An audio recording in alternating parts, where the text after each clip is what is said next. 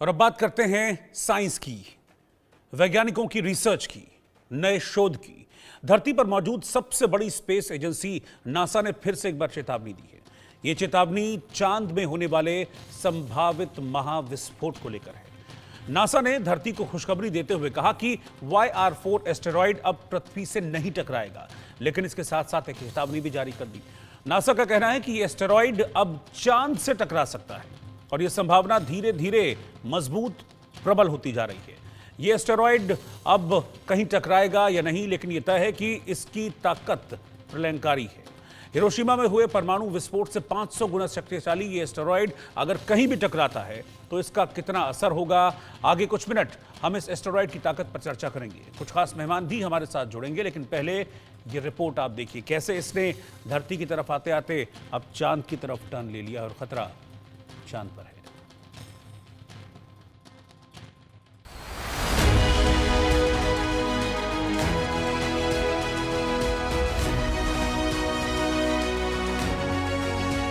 बीते कुछ वक्त से दुनिया का हर एक शख्स इस पसोपेश में है कि क्या सच में सुदूर अंतरिक्ष से एक विशालकाय एस्टेरॉयड आएगा और धरती से टकराएगा। खैर, हम आपको सबसे पहले एक राहत की बात बता देते हैं कि ये एस्टेरॉयड धरती से नहीं टकराएगा। नासा ने साफ कर दिया है कि इस एस्टेरॉयड ने अपना रास्ता मोड़ दिया है। धरती वालों के लिए ये राहत की बात है, लेकिन इसके साथ ही नासा ने एक चेतावनी भी दी। चेतावनी चांद के चकनाचूर होने की है। चेतावनी चांद में महाविस्फोट की है, क्योंकि एस्टेरॉयड ने अपना रास्ता बदल दिया है और अब उसका नया मिशन है, मिशन मून। रिसर्च क्या कहती है, तस्दीक कीजिए। नासा ने कैलकुलेशन के आधार पर कहा है कि एस्टेरॉयड YR4 सीधे चंद्रमा की ओर बढ़ सकता है। नासा ने चेतावनी जारी की है कि इस एस्टेरॉयड के चंद्रमा से टकराने की आशंका बन रही है। ये आशंका 1.7% है। ये अनुमान पिछले अनुमानों के मुकाबले काफी ज्यादा है। पृथ्वी के ठीक उलट चंद्रमा पर इस एस्टेरॉयड के टकराने से बचाने के लिए कोई वायुमंडल नहीं है। यदि एस्टेरॉयड YR4 चंद्रमा से टकराता है तो टक्कर के समय इसकी रफ्तार 48,000 किलोमीटर प्रति घंटा होगी, जिससे चंद्रमा की सतह पर 6,500 फीट चौड़ा गड्ढा बन जाएगा। एक अनुमान के मुताबिक इस एस्टेरॉयड में 8 मेगाटन TNT के बराबर का विस्फोटक है, यानी हिरोशिमा शहर में जो परमाणु विस्फोट हुआ था उससे 500 गुना ज्यादा शक्तिशाली धमाका होगा। नासा का कहना है कि उसका सबसे शक्तिशाली जेम्स वेब स्पेस टेलीस्कोप जल्द ही YR4 एस्टेरॉयड के वास्तविक आकार को देखेगा। पृथ्वी तो इस एस्टेरॉयड से बचने में भाग्यशाली रही है, लेकिन क्या चंद्रमा बचेगा? जाहिर है यह कहानी अभी खत्म नहीं हुई है। वैज्ञानिकों की रिसर्च जारी है, शोध जारी है। आगे देखते हैं क्या कुछ नया सामने आता है। Bureau report, India news.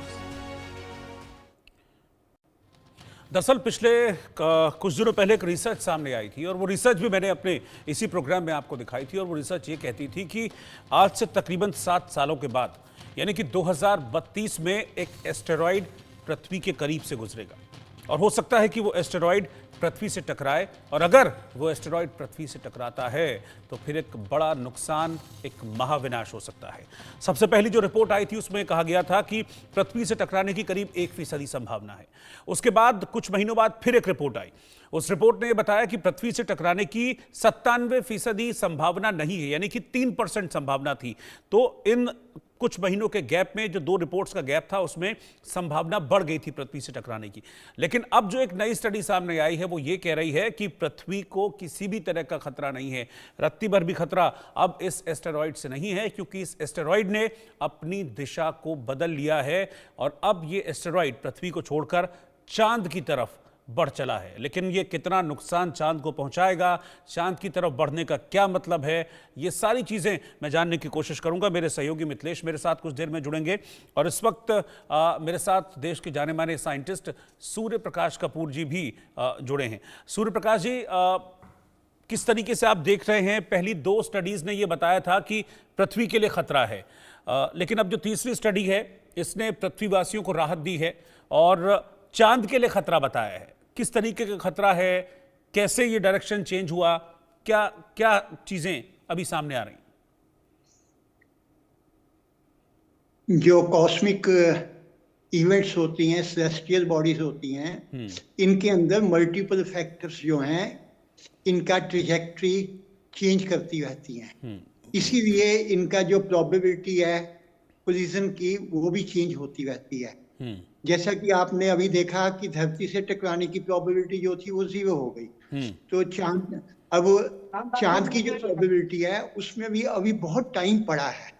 उसमें मल्टीपल फैक्टर्स काम करते हैं।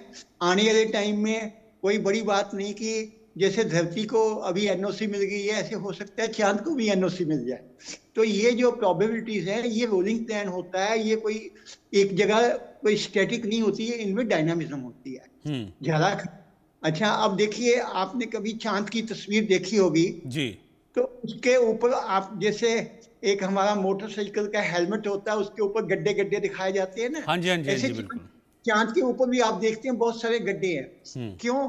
क्योंकि चांद जो है वो तो यूज टू है कोलिजन्स के लिए। क्यों? वहां एटमॉस्फेयर नहीं है।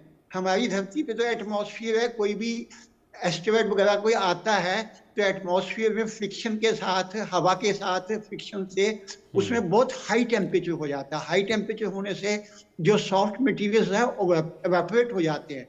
कई बार तो पूरे के पूरा जो एस्टेरॉइड होता है सारा ही एवेपोरेट कर जाता है। तो चांद जो है वहां पे एटमॉस्फेयर नहीं है, हवा नहीं है, इसलिए वहां पर आपने देखा कि चांद के ऊपर जगह जगह गड्ढे पड़े।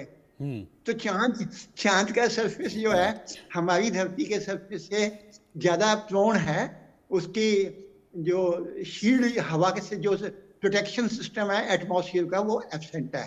तो दूसरी बात ये है कि जैसे हमारी धरती है, हमारी धरती जो है उसमें जो लिथोस्फीयर है 100 किलोमीटर है मैक्सिमम। किसी किसी जगह लिथोस्फीयर कम भी होता है। तो हमारी धरती पे कोई एस्टेरॉइड आके टकराता है तो धरती को फाड़ के अंदर से लावे का फुहारा छुड़ा देता है। उसमें मैग्मा का फाउंटेन निकल आता है। That's more risky, more dangerous. चांद के अंदर उसकी कंपोजिशन हमारी धरती की कंपोजिशन से डिफरेंट है। वहां पर ये मैग्मा का फुहारा छूटना ये कोई इतना आसान नहीं है, क्योंकि वहां पर मैग्मा इतनी नजदीक नहीं है सरफेस के। तो इस हिसाब से अभी जैसे अंग्रेजी में कहावत है, there are many ships with the cup and the lips. तो ये अभी टाइम भी बहुत पड़ा है और उसमें मल्टीपल फैक्टर्स भी बहुत हैं। तो इसलिए ज्यादा टेंशन लेने की जरूरत नहीं है। आपको याद है जब सर्न लेबोरेटरी में एक्सपेरिमेंट होना था तो पहले बड़ी डेंजरस रिपोर्ट्स आ गई कि जी महाप्रलय आ जाएगी, ऐसा हो जाएगा वैसा। वहां पे इंदौर के अंदर एक छाया नाम की लड़की थी, उस बेचारी ने सुसाइड कर दिया, जबकि वो सर्न लेबोरेटरी में कुछ भी नहीं हुआ। तो बहुत ये येलो जर्नलिज्म है सॉर्ट ऑफ। इसमें बहुत सारी जस्ट सेंसेशन क्रिएट करने के लिए बहुत मिर्च मसाले लगा के बढ़ा चढ़ा के बातें की जाती हैं। We have to take it not that serious. ठीक है, मैं आपके पास आता हूं। मेरे साथ मिथिलेश नौटियाल मेरे सहयोगी इस वक्त साथ में हैं और जो साइंस बेस्ड जो रिसर्चेज हैं, प्रोग्राम्स हैं, उनको वो करते हैं मिथिलेश। इससे पहले भी मिथिलेश जो स्टडी सामने आई थी आपने उसको देखा था, आपने उसको तैयार भी किया था जब पृथ्वी के लिए खतरा बताया गया था। और डर इस बात को लेकर था कि कोई खतरा ज़्यादातर स्टडीज़ में, रिसर्चेज में होता है कि 1000 साल बाद, 2000 साल बाद, 5000 साल बाद ऐसा होगा। ऐसा कुछ नहीं था उस स्टडी में, 7 साल आगे की बात थी। लेकिन अब कुछ राहत इसमें है क्योंकि अब जो अपना रूट है इस एस्टेरॉयड ने, जिसको लेकर सब लोग चिंतित थे, वो रूट इसने कम से कम चेंज कर लिया और पृथ्वी की तरफ से मुड़ गया है। हाँ रोहित, अभी तक हम लगातार जिस तरह से स्टडी कर रहे थे, जिस तरह से लगातार प्रोग्राम बना रहे थे, और अभी जो सबसे पहला खतरा था वो ये था कि ये एस्टेरॉइड जो YR4 नाम दिया गया है इसे, ये धरती की तरफ बढ़ रहा है। इसका टारगेट धरती की तरफ, और यहाँ तक भी कहा गया था कि इस एस्टेरॉइड की वजह से, एस्टेरॉइड के आने की वजह से भारत, पाकिस्तान और खास तौर पर भारत का जो मुंबई शहर है, जो मुंबई महानगर है, उसके लिए बड़ा खतरा हो सकता है। लेकिन अब नासा का कहना है कि फिलहाल पृथ्वी के लिए ये खतरा टल गया है। नासा ने अपने सबसे शक्तिशाली जो टेलीस्कोप है, जेम्स वेब टेलीस्कोप उसका नाम है, उसे देखकर इस एस्टेरॉइड की ताकत का अंदाजा लगाया है। ये एस्टेरॉइड कितना विशाल है इसका पता लगाया है। और साथ ही साथ नासा को अभी स्टडी में ये बात सामने आई है कि भाई ये एस्टेरॉइड जो है ये अब धरती की तरफ ना आके ये चांद की तरफ जा रहा है। और मुझसे ज्यादा तो जो हमारे साथ वैज्ञानिक जुड़े हुए हैं वो ज्यादा अच्छा बता सकते हैं इस एस्टेरॉइड की ताकत के बारे में। लेकिन जो नासा ने कोट किया है वो ये बात है कि ये जो चांद की तरफ जा रहा है, ये एस्टेरॉइड जो चांद से टकराने की संभावना है ये है 1.7%। इससे पहले जो इस एस्टेरॉइड के धरती से जो टकराने की संभावना थी वो थी 1.3%। यानी यहाँ पे संभावना चांद से टकराने की बढ़ती हुई दिखाई दी है। हालांकि नासा का ये भी कहना है कि वो अपने टेलीस्कोप से ये जानने की कोशिश करेंगे कि ये कितना ताकतवर एस्टेरॉइड है। और फिलहाल जो अंदाजा लगाया जा रहा है, जिस तरीके से रिपोर्ट सामने आ रही हैं, वो ये कहा जा रहा है कि जब हिरोशिमा में परमाणु विस्फोट हुआ था उस परमाणु विस्फोट से 500 गुना ज्यादा ताकत का ये शक्तिशाली एस्टेरॉइड है। तो ये अगर कहीं भी गिरता है, मैं ये कहता हूं कि चलिए अगर ये पृथ्वी पर नहीं गिरता है, ये चांद पर नहीं गिरता है, लेकिन अगर ये कहीं भी टकराता है इस धरती में, इस ब्रह्मांड में, तो वो बहुत शक्तिशाली विस्फोट होगा जिसे महाविस्फोट कह सकते हैं। आप अंदाजा लगा सकते हैं 500 गुना परमाणु बम जितनी ताकत हो जिस एस्टेरॉइड में, वो अगर कहीं भी टूटेगा, कहीं भी गिरेगा, तो वो विस्फोट कितना शक्तिशाली होगा। तो हमें इस वक्त इस एस्टेरॉइड की ताकत पे बात करनी चाहिए और ये अंदाजा लगाना चाहिए, साथ ही ये रिसर्च अब आगे बढ़ानी चाहिए कि ये एस्टेरॉइड वास्तव में चांद से टकरा सकता है या नहीं, या फिर ब्रह्मांड में जितने भी ग्रह हैं वो क्या उन ग्रहों से टकराने की संभावना है, और अगर ये कहीं टकराता है तो कितना शक्तिशाली विस्फोट होगा। रोहित, ये ज्यादा पॉइंट वाली बात है रोहित। हाँ ठीक है, मैं इस चीज़ को सूर्य प्रकाश जी से इसको और बातचीत इस पर करता हूँ, थोड़ी और इस पर क्लैरिटी लेता हूँ। सूर्य प्रकाश जी देखिए, हर एस्टेरॉइड जो है सबकी अपनी अलग अलग ताकत होती है, अपनी अलग अलग क्षमताएं होती हैं। ये किन फैक्टर्स पर डिपेंड करता है कि फला एस्टेरॉइड इतना नुकसान पहुंचा सकता है या फला जो एस्टेरॉइड है वो कम नुकसान पहुंचा सकता है? पहुंचा देखिए, अब धरती से ये चांद की तरफ हम डिस्कशन शुरू कर रहे हैं। अब जब हम देखते हैं कि सीक्वेंस के हिसाब से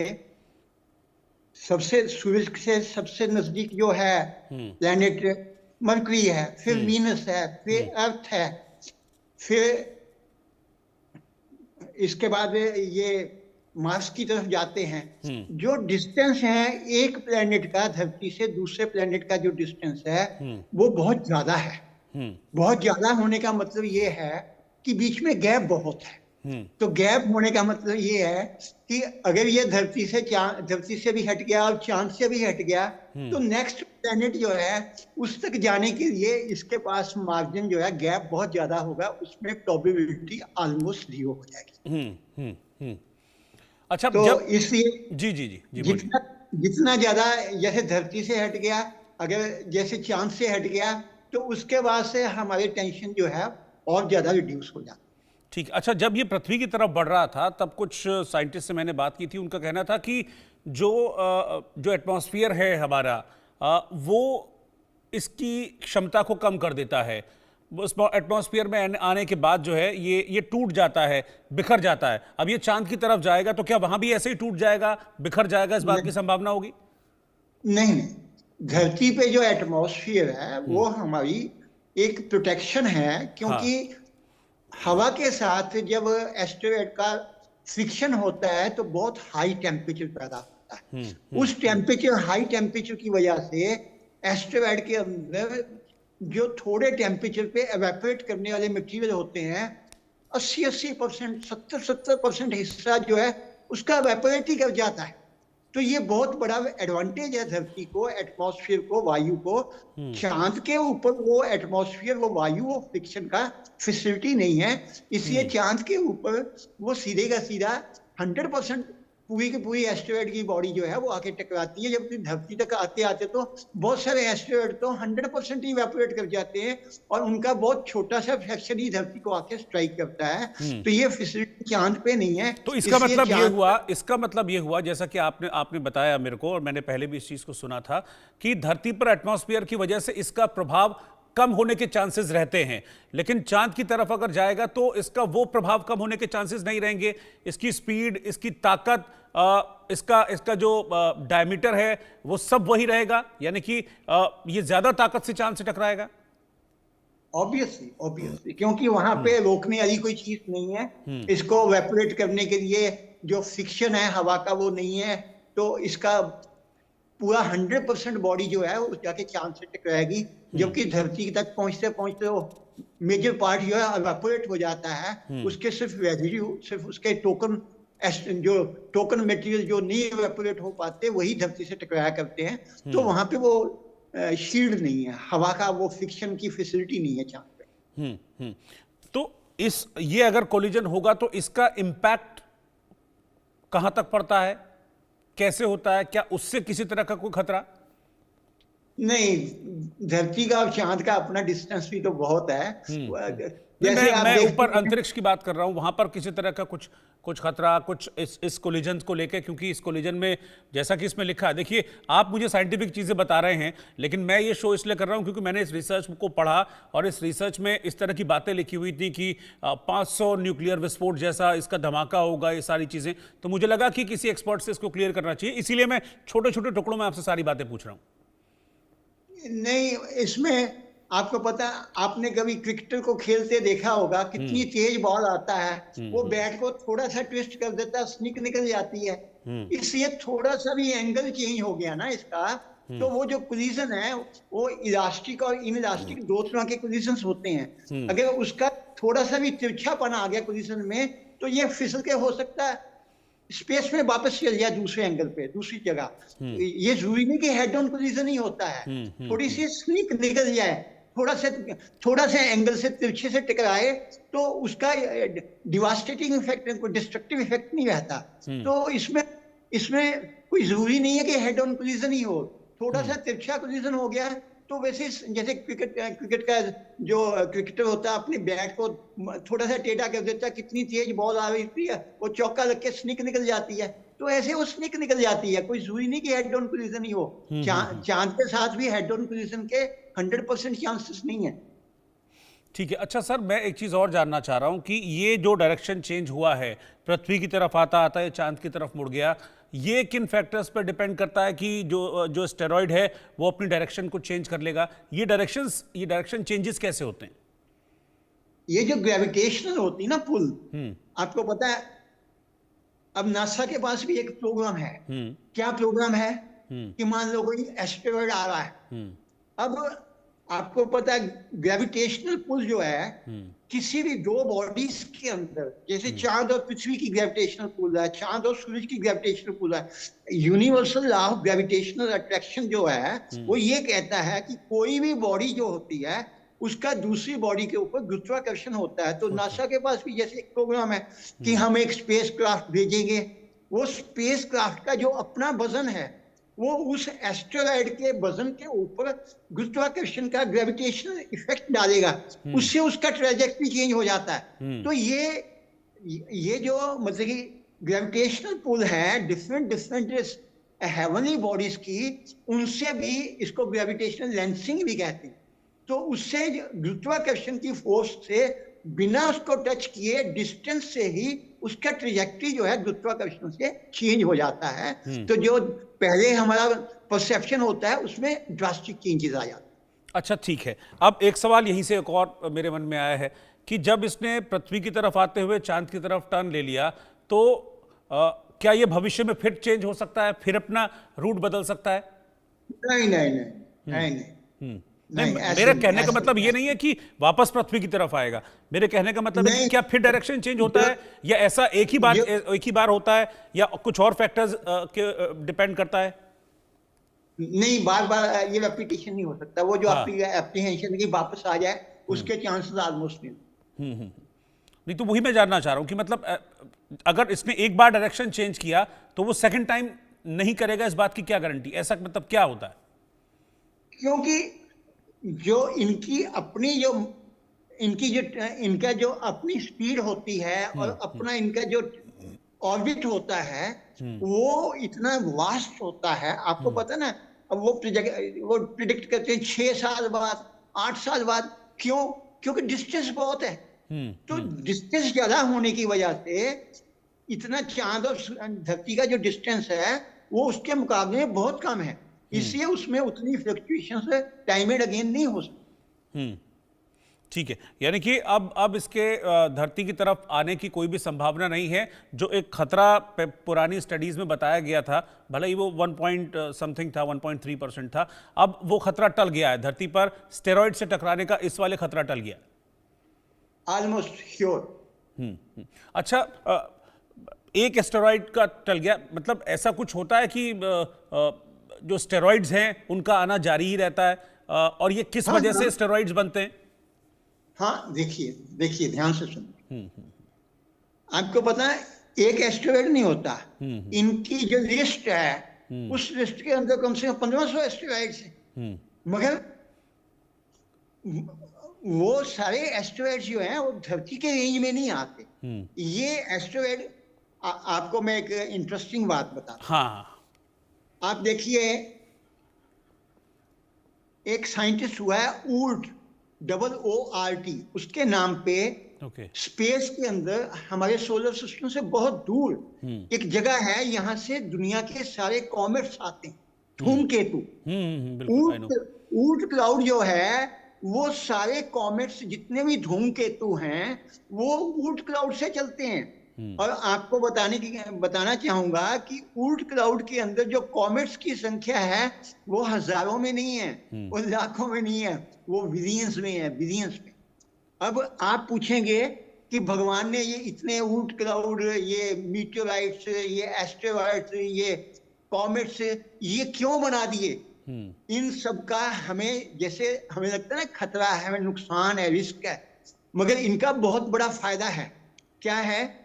अगर आप गूगल के ऊपर लिखेंगे ना ऊर्ट क्लाउड, तो ऊर्ट क्लाउड का जो साइज देखेंगे वो हमारे सारे सोलर सिस्टम के साइज से लाखों किलोमीटर दूर का एक बहुत बड़ा एक सफियर, एक शेल है।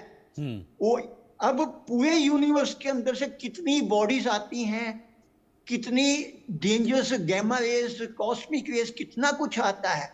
ये जो हेवनली बॉडीज हैं ये उन सबको एब्जॉर्ब भी करती हैं, ये हमारे लिए एक छतरी का काम करती हैं। अगर ये एस्टेरॉइड, ये मीटियोराइट्स, ये कॉमेट्स ना होते तो सोलर सिस्टम की क्या दशा होती कि हमें शायद हर रोज 50-50 दूसरी बॉडीज आके स्ट्राइक कर जाती। तो हर चीज क्या है, कुछ मेरिट्स हैं, कुछ डीमेरिट्स हैं। हमारे यहाँ कहा गया ना, भू भुवः स्वः मह, वो जो मह लोग है वो ऊर्ट क्लाउड है। That is the abode of comets, वो धूमकेतुओं का घर है। वहां से धूमकेतु आता है, लाखों किलोमीटर का डिस्टेंस ट्रेवल करके, करोड़ों किलोमीटर का डिस्टेंस ट्रेवल करके सन को क्रॉस करता हुआ सन को चक्कर लगा के वापस निकल जाता है। ठीक तो है, ये बहुत ही डिबेटेबल इशू है कि इसके फायदे ज्यादा है कि नुकसान ज्यादा है। ठीक है, इस पर हम नेक्स्ट टाइम, जब अपना नेक्स्ट एपिसोड में लेकर आऊंगा, तब मैं इस पर आपके साथ डिबेट करूंगा। इस वक्त आपने बहुत इंपॉर्टेंट जानकारी दी, बहुत डिटेल में सारी चीज़ों को हमारे दर्शकों को समझाया। सूर्य प्रकाश